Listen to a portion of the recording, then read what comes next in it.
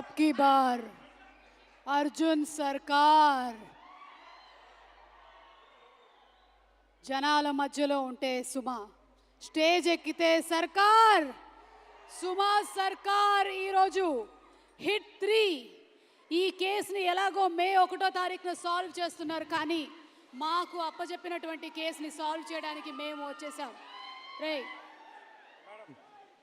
అంతా రెడీగా ఉందా? Ready madam.